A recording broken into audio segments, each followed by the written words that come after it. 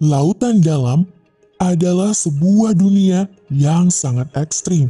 Dalam kesempatan ini, kita akan melihat lebih jauh bagaimana hewan bisa beradaptasi agar bisa selamat di kedalaman laut yang dingin dan gelap ini.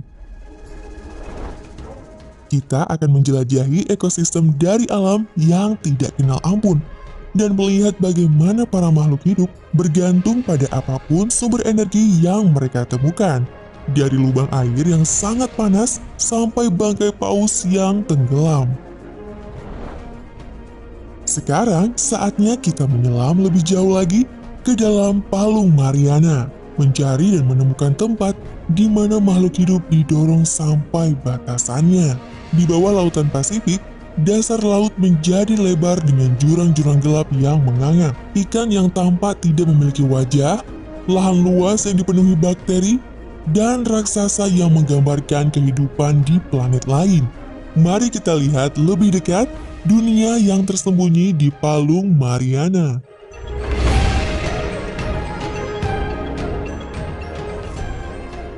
Palung Mariana yang terkenal menyeramkan, duduk seperti bulan sabit yang melengkung di dasar Laut Pasifik.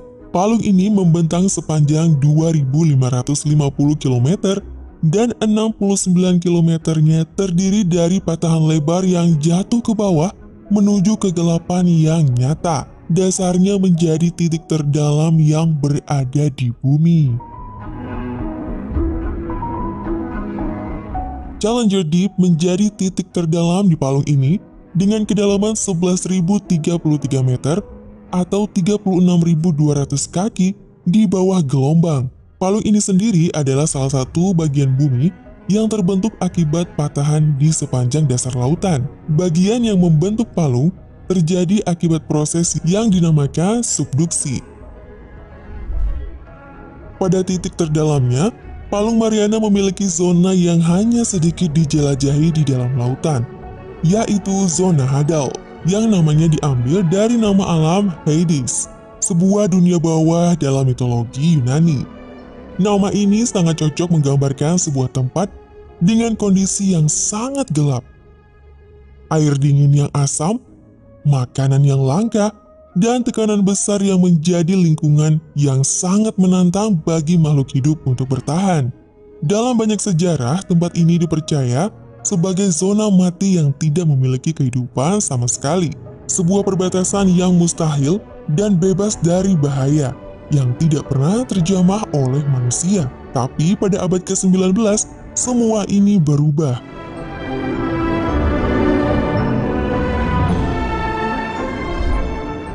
Kedalaman Palung Mariana pertama kali berhasil diukur pada tahun 1875. Ketika kru kapal HMS Challenger menjatuhkan tali yang diberi pemberat dari sisi kapal. Dan ternyata mereka memerlukan tali tambahan. Mereka nggak menyangka akan menemukan tempat yang begitu dalam. Tapi berita mengenai penemuan ini akhirnya membangkitkan sebuah ambisi. Hanya sekedar mengetahui tempat itu ada tidaklah cukup. Sebagian dari mereka bahkan berani untuk melakukan petualangan ke dalam lautan.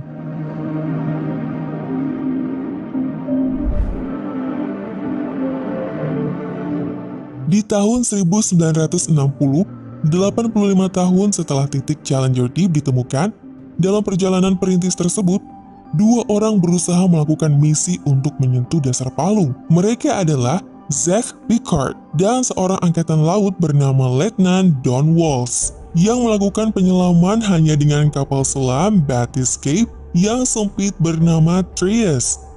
Perjalanan mereka turun ke dasar laut selama 5 jam sangatlah menantang. Tekanan air di dekat dasar palung nyaris 1000 kali lebih besar dari tekanan atmosfer di permukaan laut. Selama perjalanan, hal ini akan mengakibatkan jendela kapal retak, membuat keduanya hanya bisa menghabiskan waktu selama 20 menit di dasar laut.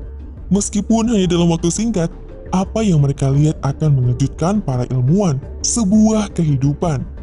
Udang berwarna pucat, ikan yang berenang seperti menggelepar, dan cairan di atom berwarna coklat tua yang menutupi dasar laut.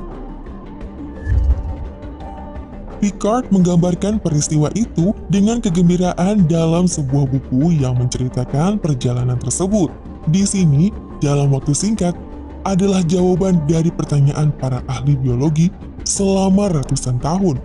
Apakah ada sebuah kehidupan di kedalaman laut yang sangat jauh? Ternyata ada. Saat James Cameron mengikuti jejak Trish di dalam kapal selam Deep Sea Challenger pada tahun 2012, dia juga melihat hamparan luas mikroba yang terlihat cukup aneh, seperti gumpalan berfilamen dari mikroorganisme yang hidup di bahan kimia dari bebatuan yang sudah berubah bentuk. Di kedalaman 10.912 meter, bakteri inilah yang mendukung kehidupan makhluk lain yang lebih kompleks. Karena tanpa adanya sinar matahari, hewan yang lebih besar harus bergantung pada energi yang dihasilkan oleh bakteri ini melalui proses kemosintesis. Sebuah proses yang sama dengan fotosintesis, hanya saja terjadi di laut dalam.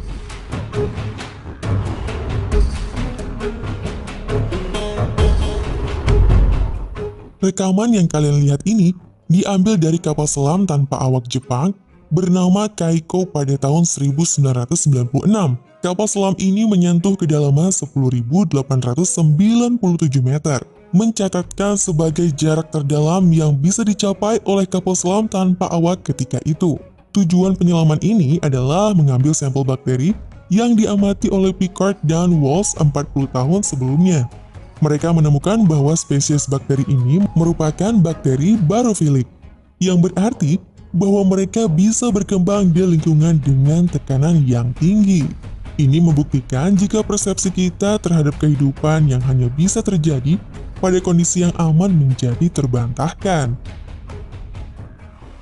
Tapi pada tahun 1998, Kaiko kembali lagi ke Challenger Deep dan menemukan kehidupan yang lebih kompleks lagi, yaitu Hirandelia gigas, spesies amfipoda raksasa. Penemuan ini menimbulkan sedikit misteri. Tekanan yang ekstrim di laut dalam menyebabkan kalsium karbonat yang berfungsi membuat cangkang amfipoda dan banyak hewan laut lainnya menjadi lebih mudah hilang, membuat tubuh mereka yang lunak menjadi rentan. Dengan demikian, amfipoda biasanya tidak akan ditemukan di bawah kedalaman 5.000 meter. Dan sekarang, seperti yang terlihat dari lampu Kaiko, adalah seekor amfipoda raksasa yang tetap mempertahankan eksoskeletonnya meskipun sulit. Diketahui bahwa mereka melindungi cangkangnya menggunakan aluminium yang dihasilkan dari bahan kimia yang ada dalam usus mereka untuk mengekstraksi ion aluminium dari dalam lumpur yang ada di dasar laut saat mereka mencari makan. Sebagai hewan detritivore, amfipoda ini menduduki peran kunci dalam ekosistem. Mereka bertindak sebagai pasukan pembersih yang memiliki enzim yang bahkan dapat mencerna kayu.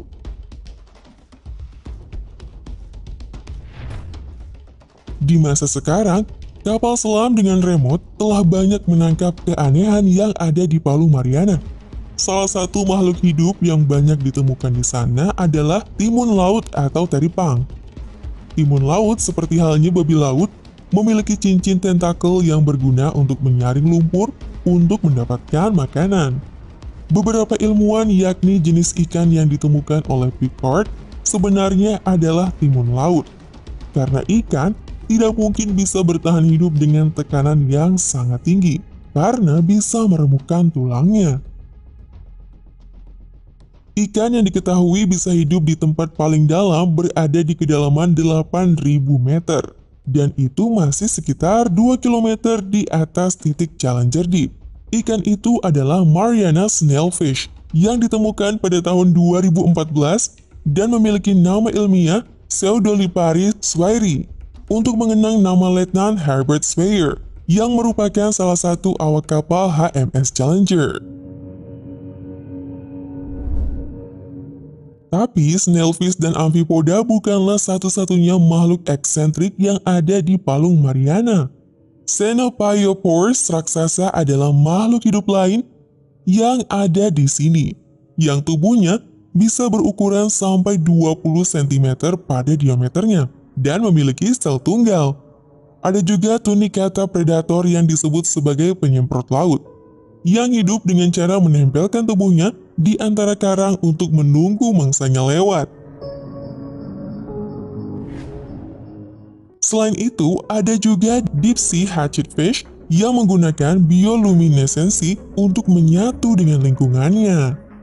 Sementara, hanya sedikit sekali makhluk hidup ini yang berhasil ditemukan.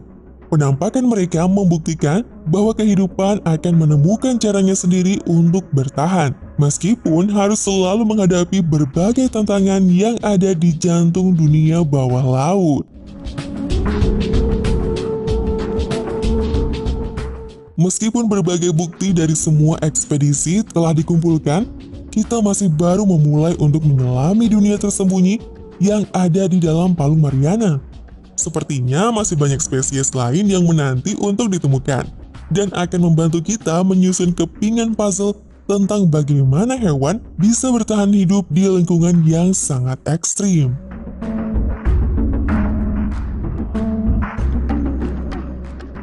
Meneliti mikroorganisme yang ada di Palung Mariana bisa menjadi langkah penting bagi dunia biomedis dan bioteknologi, serta menjelaskan bagaimana awal munculnya kehidupan di planet bumi.